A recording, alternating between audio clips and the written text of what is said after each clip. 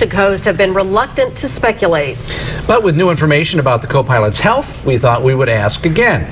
News Channel 3's Tracy Lair joins us live from Santa Barbara Airport tonight. Tracy.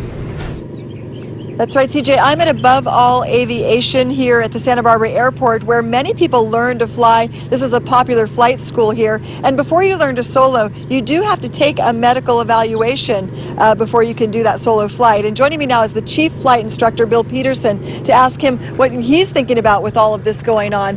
Does health come up a lot as a flight instructor? Well, for a pilot, the medical examiners that issue the medical to the pilots don't have to undergo any sort of psychological review or analysis. The only insight the medical examiner might have to the mental state of the pilot would be the prescription drugs that pilot was taking at the time, and that's only if that's disclosed by the pilot themselves. Are you allowed to ask, say, a student about that? I'm not allowed to ask.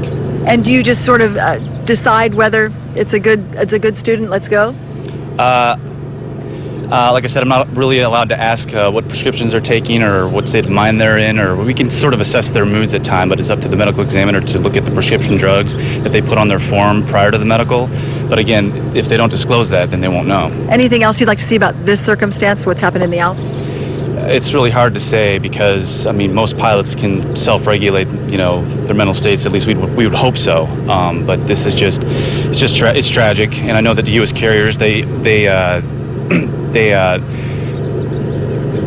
needs to be at least 2 people in the flight deck at any given time. So it's different there. Yeah. What he's referring to is that in the airline overseas, you only needed 1 pilot in the flight deck at one time, but that is, you have to have 2 in the U.S. And some people and some pilots are thinking that what's happened overseas could impact safety regulations in the future. Reporting live at the Santa Barbara Airport, Tracy Lair, News Channel 3. Okay, thank you, Tracy. 2 people